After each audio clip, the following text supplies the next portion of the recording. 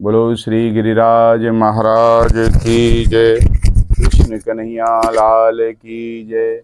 अखंड मंडलाकारं व्याप्तं येन चराचरं तत्पदं दर्शितं येन तस्मै श्री गुरुवे नमः। भक्ताविलासाचरितानुसारी दुग्धाधिचोरेण यशो विसारी कुमारिकानंदित घोषुनारी मम प्रभु श्री गिरिराजधारी। बोलो कन्हैया लाल की जय। हमने भगवान की वाणी भगवत गीता का हम श्रवण कर रहे हैं। यहाँ में अभी तक हमने चौथे अध्याय के 7वें श्लोक तक की कथा सुनी है। 8वें श्लोक में पूर्व 7वें श्लोक में भगवान अपने अवतार को अवसरवर्णन करें और यहाँ भगवान बतावें कि अवतार को प्रयोजन का है, मेरे को मैं क्यों अवतार लूं अर्जुन को। परित्राणाय साधूनां विनाशाय च दुष्कृतां धर्म संस्थापनार्थाय संभवामि युगे युगे। परित्राणाय साधूनां, साधु मनुष्य के द्वारा ही अधर्म को नाश और धर्म को प्रचार प्रसार होए साधुन के द्वारा, इसलिए उनकी रक्षा करवे के ताई भगवान अवतार लें। दूसरों को हित करनो ही जिनको सहज स्वभाव है और जो भगवान के नाम रूप लीला गुण प्रभाव आदि को श्रद्धा प्रेम पूर्वक स्मरण और कीर्तन करें और लोगों में वाको प्रचार प्रसार करें, ऐसे भगवान के आश्रित भक्तन के लिए यहाँ साधु नाम शब्द को प्रयोग करो गए हो महाराज।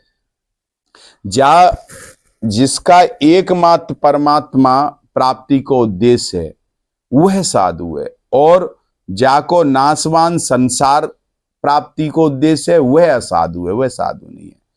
असत और परिवर्तनशील वस्तु में सद्भाव करने और उसे महत्व देने से कामनाएं पैदा हो जाती हैं।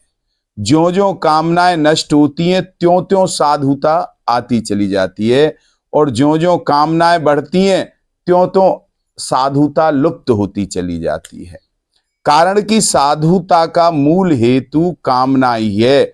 साधुता से अपना उद्धार और लोगों का स्वतः उपकार होता ही है।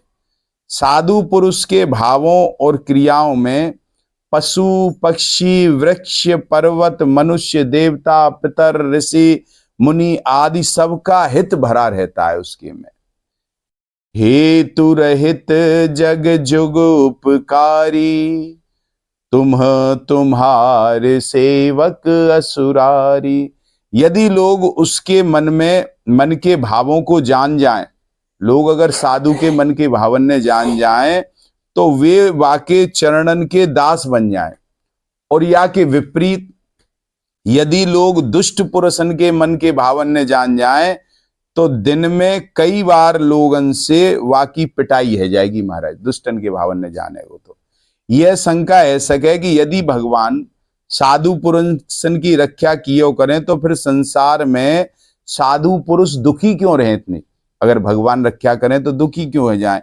या को समाधान यह है कि साधु पुरुषन की रक्षा को तात्पर्य मतलब है उनके भाव की रक्षा करनो, शरीर धन संपत्ति मान बड़ाई आदि की रक्षा नहीं, उनके भाव की रक्षा।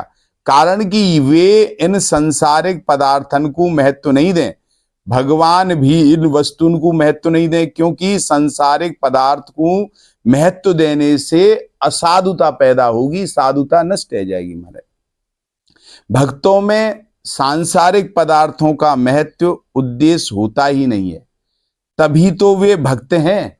और भक्त लोग प्रतिकूल अवस्था में विशेष प्रसन्न रहते हैं, दुख में, क्योंकि प्रतिकूलता से जितना आध्यात्मिक लाभ होता है उतना किसी दूसरे साधन से होता ही नहीं है हमारा। वास्तव में भक्ति भी प्रतिकूलता में ही बढ़ती है।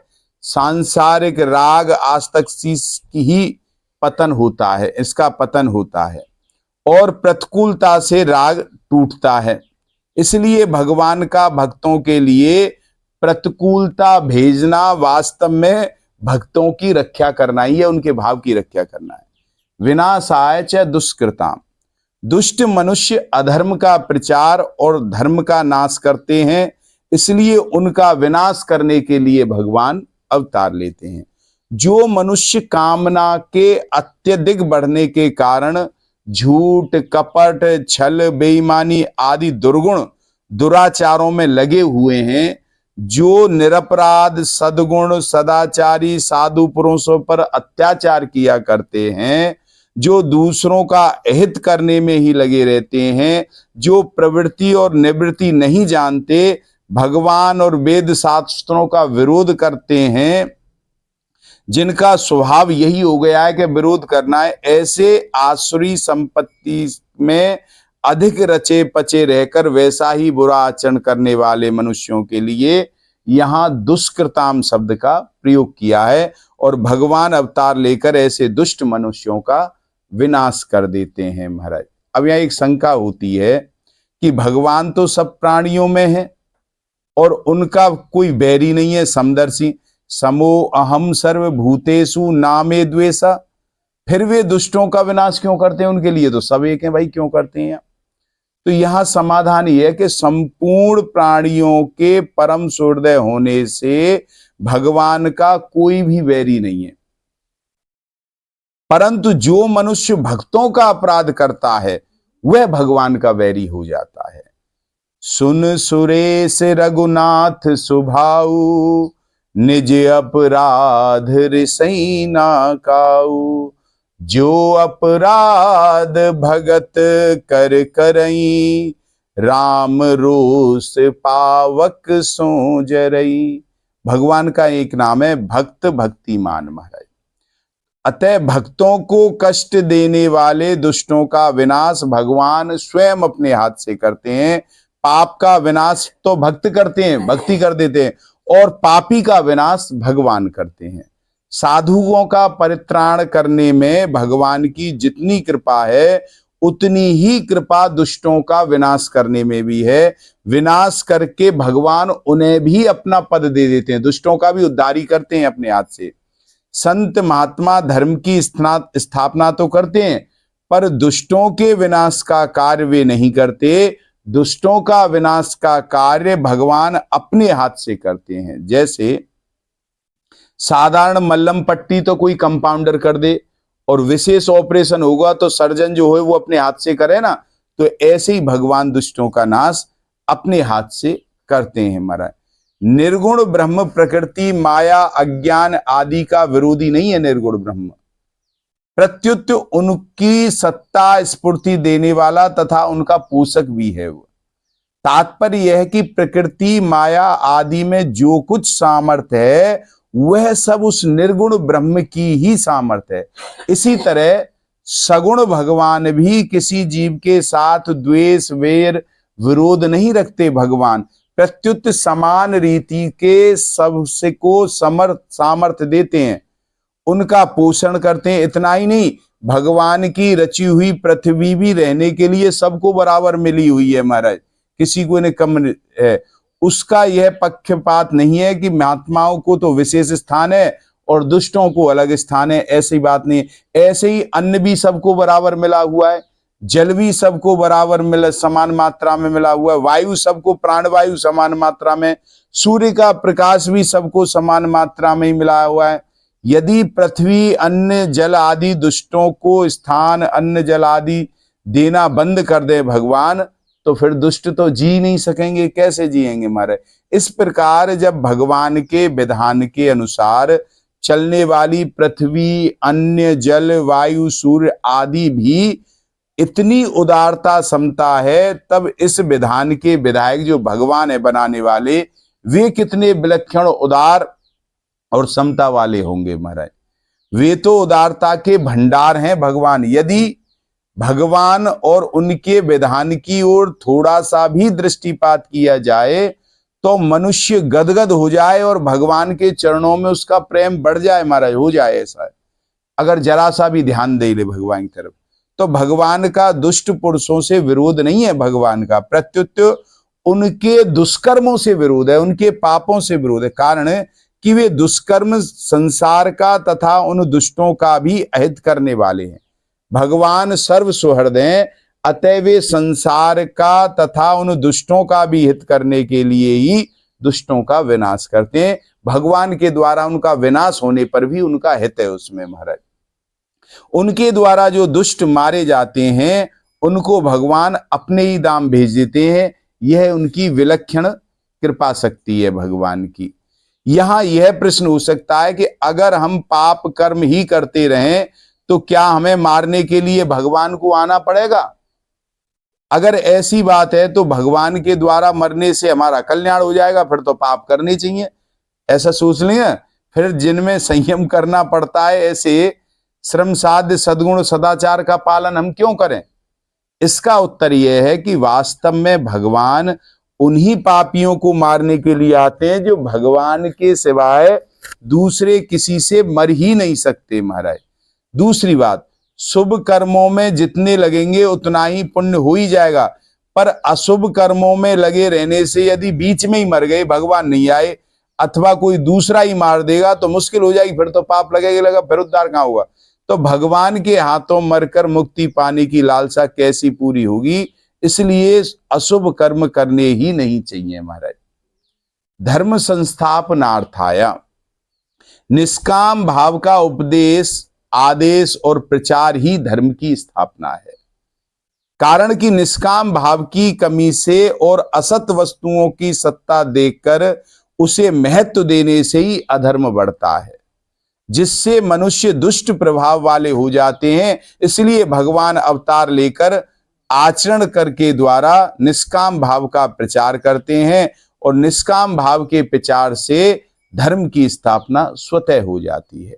धर्म का आश्रय भगवान, इसलिए शाश्वत धर्म की स्थापना करने के लिए भगवान अवतार लेते हैं कि संस्थापना करने का अर्थ सम्यक स्थापना करना। तात्पर्य कि धर्म का कभी नाश नहीं होता, धर्म का कहीं समझना, धर्म तो हमेशा है, केवल हास्य होता है और धर्म का हास्य होने पर भगवान उसकी पुनः अच्छी तरह से स्थापना कर देते हैं महाराज। संभवामी युगे युगे, आवश्यकता पड़ने पर भगवान प्रत्येक युग में अवतार लेते हैं और एक युग में भी जितनी बार जरूरत पड़ती है उतनी बार भगवान अवतार लेते हैं। कारक पुरुष और संत महात्माओं के रूप में भी भगवान अवतार लेते हैं। बहुत से संत महात्मा जो दिव्य होते हैं वो भी भगवान का ही स्वरूप होते हैं। भगवान और कारक पुरुष का अवतार तो नैमित्तिक है, पर संत महात्माओं का अवतार नित्य माना गया है, उनका तो अवतार होता ही रहता है महाराज। यहां शंका होती है कि भगवान तो सर्वसमर्थ है, फिर संतों की रक्षा करना, दुष्टों का विनाश करना और धर्म की स्थापना करना, ये काम क्या वे अवतार लिए बिना नहीं कर सकते? वे तो समर्थ हैं, वैसे भी कर सकते हैं। तो इसका समाधान यह है कि भगवान का अवतार लिए बिना ये काम नहीं हो सकता, ऐसी बात नहीं है। यद्यपि भगवान अवतार लिए बिना अनायास ही ये सब कुछ कर सकते हैं और करते भी रहते हैं, तथापि जीवों पर विशेष कृपा करके उनका कुछ और हित करने के लिए भगवान स्वयं अवतरित होते हैं, भक्तों पर कृपा करने के लिए। अवतार काल में भगवान दर्शन, स्पर्श, वार्तालाप आदि से भविष्य में उनकी दिव्य लीलाओं का श्रवण, चिंतन और ध्यान से तथा उनके उपदेश के अनुसार आचरण करने से, इस प्रकार जब उनका सब करते हैं, आचरण करने से धर्म की लोग जुड़ते हैं उससे, इस प्रकार लोगों का सदा उद्धार हो जाता है। ऐसी एक रीति भगवान अवतार लेकर के चलाते हैं। भगवान के कई ऐसी प्रेमी भक्त हैं जो भगवान के साथ खेलना चाहते हैं, उनके साथ रहना चाहते हैं। उनकी इच्छा पूरी करने के लिए भगवान अवतार लेकर उनके सामने आकर उनके समान बनकर खेलते हैं महाराज। जिस युग में जितना कार्य आवश्यक होता है भगवान उसी के अनुसार अवतार लेकर उस कार्य को पूरा करते हैं।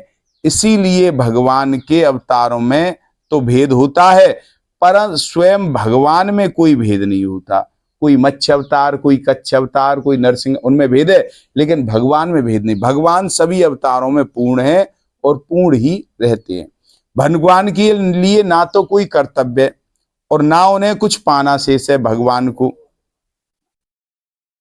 फिर भी वे समय समय पर अवतार लेकर केवल संसार का हित करने के लिए सब कर्म करते हैं, इसीलिए मनुष्य को भी केवल दूसरों के हित के लिए ही कर्तव्य कर्म करने चाहिए। ये आज के श्लोक की व्याख्या रही। विश्राम, 2 मिनट नाम संकीर्तन।